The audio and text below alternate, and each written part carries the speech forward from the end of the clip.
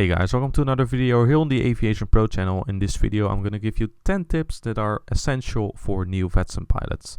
By using these tips you can start flying on the VATSIM network better, I hope. So stay tuned and we're going to start with tip number 1. And tip number 1 is all about the basics of flying. You have to know the basics of flying. It's very simple. If you don't know how to make left and right turns, for example, if you don't know how to fly IFR, if you don't know the basics of IFR flying, for example, you're not going to get very far. So make sure you know the basics of flying. Just train offline first in general aviation airplanes, for example. Make left and right turns, make climbs and descents. Make sure you are able to stay at a fixed altitude. And try to use different aircraft to get really a feeling of flying. If you want to, you can even just take the flying lessons inside Flight Simulator. Although they might seem very silly, they are actually quite useful if you're a new pilot. So make sure you know the basics of flying, know how to make turns, climb and descents, and also of course the basics of navigation, either VFR or IFR. Tip number 2. Make sure you know how to operate your aircraft. It's very simple. Of course you want to fly your airplane on a VATSIM network, but in order to fly that airplane you have to know how it works. So if it's a general aviation airplane, it's not very hard. Those airplanes are relatively simple to learn.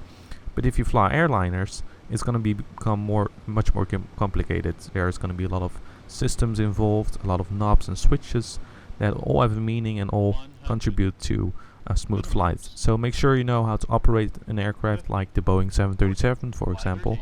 Otherwise you have no idea what you're doing. The thing is, if you don't know how to operate your aircraft properly, you're gonna run into trouble because it can get very busy. And when flying on a VATSIM network, you have to do a lot of talking with ATC, and you're gonna be busy looking up things. So actually, you don't want to spend time flying the aircraft because it should be automatic. It should be an automatic process. You should know automatically what you have to do when air traffic control, for example, directs you to a waypoint. At that point, you should not be looking up how to fly direct to a waypoint. You should know that already. So make sure you know the basics of flying an airliner, for example, and you can do that by just training offline, making a lot of offline flights first before you're gonna join in the virtual skies of VATSIM. Of course, every add-on comes with a lot of information, a lot of tutorials. Just follow those tutorials offline until you master the aircraft, and when you have mastered the aircraft, it's time to go online. Tip number 3. Listen to live ATC and follow Flightradar. This is probably one of the most useful tips because by listening to live ATC of the real world, you can really get used to the way pilots and air traffic controllers communicate with each other. It's very simple. You can go to a website like liveatc.net. You just type in the ICAO code of the ICAO code of the airport you want to listen to, and if that airport is available, you can just listen to the live ATC of the real world airport. So what is a good thing to do is have Flightradar next to it, so you can really follow all the movements at the airport. And of course you can listen to a variety of stations, and in that way you can really get used to the way air traffic control and pilots communicate with each other. Of course, when you fly on VATSIM, you have to apply a lot of phraseology, and by listening to live ATC you can really understand the phraseology. Of course, it's quite busy on the real world radios, but as soon as you just follow one aircraft, for example, and try to pick up all the communications between that aircraft and a real world controller, and in that way you can learn the phraseology. So you don't only have to read text and tutorials to learn phraseology, but using live ATC or ATC box in the Netherlands, for example, and using Flightradar, you can really get used to the communications and learn phraseology in a bit more practical way. Tip number 4. Fly from airports you personally know. This is quite handy because if you really have an affection with the airport you're flying to or from, you are more eager to learn more about that airport. So for example, Amsterdam is my home airport, and I know a lot about that airport because I like learning about it. I've been there in the real world many times. So if you fly from airports that you personally know, you have a bit more affection with it, you're more eager to learn more about it, and you will get to know the procedures much better and much quicker, in my opinion. So if you fly to an airport that you don't know at all, it's going to be much harder to learn all the procedures because you don't really have an affection with the airport. So if you just fly your first flights from the airport you personally know in the real world, that's going to work much better in my opinion. Tip number 5. Don't fly on busy evenings and events immediately. It's very simple. On VATSIM there are many events taking place every now and then. Every day there's some kind of event somewhere. And during those events it's going to be very, very busy at the airports. For example, look at this screenshot taken from VATMap. As you can see, it's very busy near this airport, and it's also very busy on the ground in this airport. And you know, those are airports where events might be taking place, or it's just a very busy evening. For example, Friday nights, Saturday nights, those are generally evenings where a lot of people want to go flying. And yeah, if it's very busy, it's going to be very hard for you to really learn in a slow pace because there's going to be a lot of traffic. It's hard to get through on the radios. So if you are really starting to fly on a VATSIM network, do not join events immediately. Do not fly on busy evenings. Just take a moment. For example, pick a Monday or Tuesday evening and fly on an airport where it's generally not very busy. Because in that way, the controller will have much more attention for you. You know, if you fly during an event and you mess up, the controller tends to get annoyed.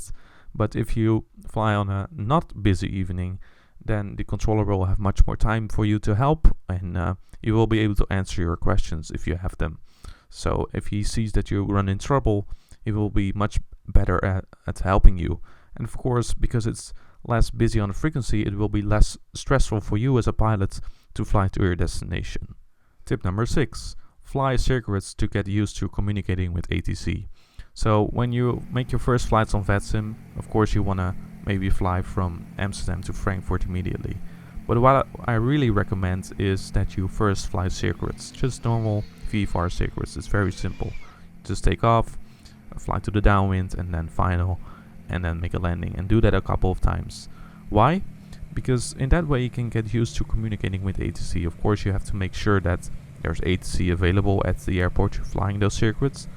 And in that way you can really get used to communicating, because of course listening to live ATC is actually very different from actually communicating with ATC. A lot of people have trouble or are fearing pressing that push to talk button for the first time. So as flying circuits, it's very easy, it's very simple, and that way you can get used to pressing that push to talk button and communicating with ATC. Of course the phraseology during those periods is very simple, so it's just a matter of getting used to pushing that button, getting used to talk to the other side of the radio, and getting used to all the phraseology that's involved in the simple circuit flying. Tip number 7. Fly short routes when you make your first commercial flights. So as I mentioned, flying circuits can help you to get used to communicating with ATC. But once you really start making your flights from the A airport to the B airport, it's handy to make short flights, because in that way you can learn a lot. Of course, you're going to make more takeoffs and landings, and you're going to get across a lot of more ATC procedures. It might be a little bit stressful, but if you just think about it, if you have to choose between making a flight from A to B that takes 5 hours, you could pretty well also make a flight from A to B and back from B to A within those 5 hours. And then you learn a lot more because you have 2 takeoffs and 2 landings. And of course, it's the takeoffs and landings which are really important for the phraseology, because you're going to get a lot of instructions during takeoff and especially during the approach. And in that way you can learn a lot quicker. So make sure you just pick short routes, like from Amsterdam to Frankfurt or from Paris to London. Those are very nice and short routes that will help you to learn in a very quick way. Tip number 8. Watch videos. Of course, this isn't a tip that I personally can recommend very much. You probably know that I've created a lot of VATSIM videos in the past, making flights from A to B. And by watching those videos, you can see a pilot flying on a VATSIM network, and you can kind of learn from that. In my own videos, for example, I have a lot of subtitles added to the communications between me and the air traffic controller, and that way you can learn how to fly on a VATSIM network. You see it in practice. Of course, doing it yourself is a bit different. and it's going to be more difficult. But as long as you see the live example of a pilot flying on the VATSIM network, you can learn from that. So I definitely recommend to watch videos. There are many videos of people making flights on the VATSIM network, including my own videos, of course, which you can find here. And there are a bunch of flights that I've made, and I hope to make many more of them. And so just watch those videos. They are really helpful. Tip number 9. Use the VATSIM documentation. There is a lot of information on the VATSIM website. There's a pilot resource center where you can basically spend hours reading a lot of material about IFR flying, about VFR flying, about weather, about flight planning, and about ATC communications, etc., etc. Really make use of those documents. Make sure you know all of the backgrounds. It kind of relates to my first tips about knowing how to fly, but those resources are available out there to you for free, and it's a lot of fun reading those resources. So people have invested a lot of time in making those documents and helping other pilots to fly on a VATSIM network. So really make use of the VATSIM Pilot Resource Center, as that will help you build the background, and it will help you become a better pilot in the end on the VATSIM network. And finally, tip number 10, follow the VATSIM P1 pilot rating. Of course, I can personally recommend this, as I've created some videos for the P1 pilot rating course of the VATSIM Pilot Training Academy. And basically, by following the P1 pilot rating course, you can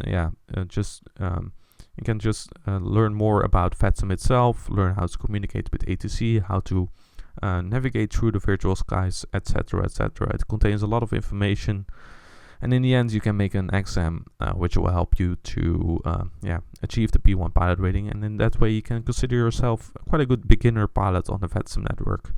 So check those videos out. I've got them here. There's also a link in the description to the VATSIM Pilot Training Academy, where you can sign up for the course.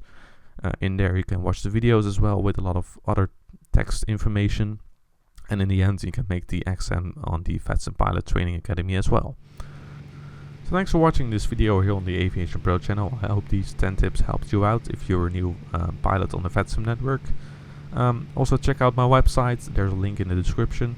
On my website you can find a lot of more information about VATSIM and about flying on the VATSIM network. And of course, please take a moment to subscribe on this channel, because I will be uploading a lot more VATSIM videos in the future. And of course, please consider giving a like and a share to this video.